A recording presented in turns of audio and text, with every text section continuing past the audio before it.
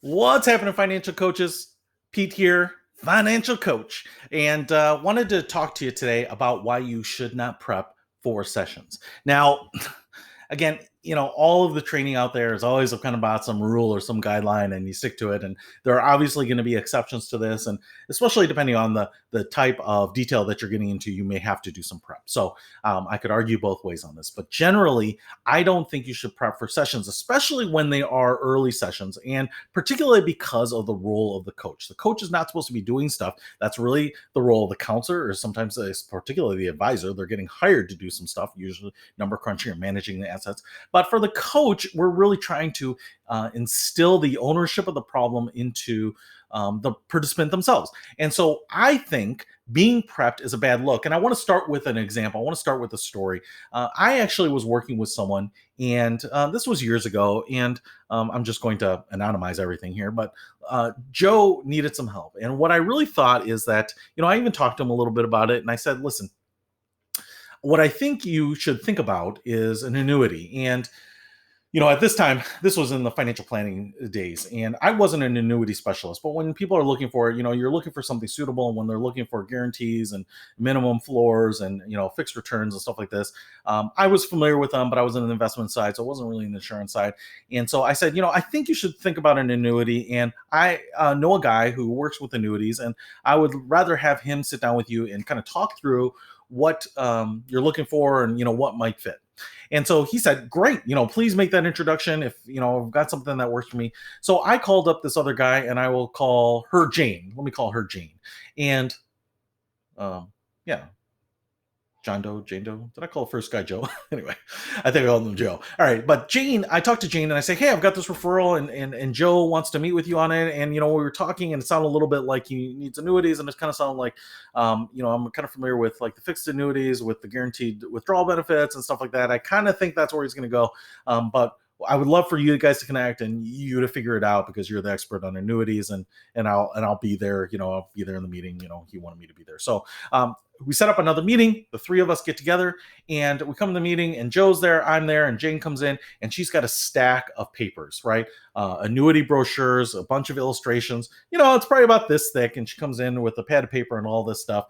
And the thing that she goes into, she's got a presentation right on the top, like proposals for Joe. And the problem with it is Joe didn't really go with anything. And the reason was a very, very subtle one. I don't think that the meeting was run badly. Jane asked Joe about what he wanted to accomplish, which was very much kind of validating what we had talked about. She kind of dove into the details. But then when she pulls up, paperwork that is prepped for Joe with these solutions, even though she asked Joe, even though she found out all the information she needed to make a suitable recommendation, an appropriate recommendation to him, the fact that she had thought about this before, and she probably had 5 different scenarios, to be really honest, and kind of picked the one that felt the best. It didn't really look like she was coming in to do the discovery, to learn about him, and then to pick through the unlimited options that would be there to make a good recommendation, right? It looked pre-programmed, even though I think the meeting could have been run exactly the same, and Joe would have been fine or satisfied or even enthusiastic with the outcome if she didn't come in with that stack of papers. If she had stood there. Now, I'm going to go to another meeting. It was almost a very similar thing. I'm going to call him John, made a referral to another guy, and I'm going to call him Rich. Let's call him Rich. And we go into this meeting, and Rich doesn't have anything. And he's just sitting back at the table, and he's listening and asking questions. And, Rich gets pensive and, scratches his chin a little bit. And he says, those are all really good considerations. And here's something that might fit. And just kind of spitballs it, goes off the top of his head, goes off the cuff, just kind of throws it out, lays out the lay of the land. And to me, very different or very similar clients, very similar needs. The big difference, and they even met with very similar insurance agents or annuity agents. And the big difference was that one came prepped with paperwork and one did not. There was almost no difference between the recommendation. There was very little difference in the way they even handled the discovery of it, right? The gathering the data, right? And kind of analyzing your head. But the problem was, in one case, because they came heavily prepped, the client didn't really feel like it was customized. The client didn't really trust that the recommendation was the best after hearing it. The client had some suspicion, unfounded or founded, that there was a preordained, predestined outcome to the meeting, that the advisor or the agent had something that they wanted to sell, right? And even if this isn't pervasive, and even if it's very subliminal or subconscious, it's one of those hard things to shake. Now, on the other hand, we had a very similar interaction, except the advisor didn't come with anything. Didn't even come with a brochure. Came with a notepad and a pen. That was all they came into. And so the person in that meeting felt, hey, they're listening to me and they're coming open book, clean slate, no agenda. And so whatever I get is going to be based on what comes out of this meeting. And so it's a very different mindset because you don't have that thought that someone is programming it. Now the irony of this, I bring this up because as a practitioner, what I think we think is that the more prepped we look, the more professional it looks to the participant. And what I have found is that if you come almost not knowing what they want to talk about, in a lot of cases, I'm like, what brings you in? I've said this before. What's on your mind today? I have no idea in most cases. And we can go anywhere the conversation goes. And to be honest, I may not be the right contact for you in this case. I may not be the right resource. And I will help point you in the direction of the right resource. Obviously, I've referred out a number of people. But in that case, what I think helps is that it builds trust. Even if I had a stack of papers next to me and my interaction was going to be the same, even if I did, what it feels like is that I have an agenda, something that I sell. And I bring this up because a lot of coaches will come in with, hey, this is what I want to do. I want to do expense gathering. I do it for everyone, right?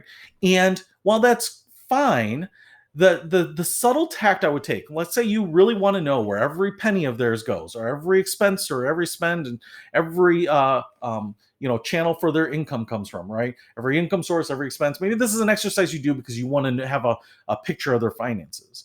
What I wouldn't do is I'd come in and say, hey, I do this for everyone. I'd come in and still listen to their problems. I'd come in and listen to what they're trying to do and say, hey, you know what? That's great. This is what I specialize in. But I think what would be really helpful in this case is if I get a clear picture of your finances. So what I would love to do is give you some worksheets, this handout. I think this will be really helpful because now it seems like I've listened to their story and I have determined that this is going to be a key piece of this. But what it doesn't feel like is that this is something I do with everyone and I'm listening or I'm not, but we're going to do this exercise anyway. Does that make sense? It's a subtle difference. But this is why, other than maybe a pad of paper or pen if I'm going into a live session, or if I'm sitting down with someone over a video conference, or I'm just jumping on the phone, I don't have any script that I follow at the beginning because I don't know if they're going to talk about, hey, how their kid is an adult and living at home and they're supporting them financially and they really need to get them out of the house. Or I don't know if they are just crushed by debt. I don't know if they are sitting on millions of dollars from an inheritance. I've had them all, right? I've had them all. And so those are all going to be really different. If you're sitting on millions of dollars of inheritance, I probably don't need to do a spending exercise with you. But if you are supporting someone else, we probably do need to know if you can afford to do that, right? So what I want to do is I don't have a process that I follow. And for some of those, if you're dealing with that, I want to know what that inventory looks like. So maybe we'll do that on the phone. Maybe you'll do it as homework.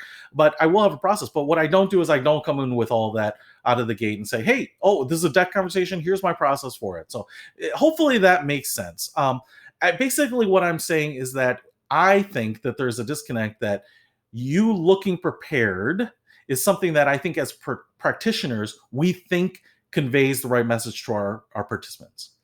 But coming in heavily armed with handouts, brochures, your worksheets, your processes, your materials, tools, whatever it might be, actually doesn't make it look like you are customizing it to them, right? We have to look at this experience through the eyes of our participant. And as a participant, I want to come in with whatever my problem is. And I want to know that you're going to flex to it. I know that you're going to adapt to it. And I want to know that you have the right repertoire and tool set and arrows in your quiver and experience and knowledge that we are going to figure out how to curate the right solution for me and not just use and force fit a solution onto me. So looking prepped is bad look. if that makes sense. Looking prepped can actually, I think, do more harm than good.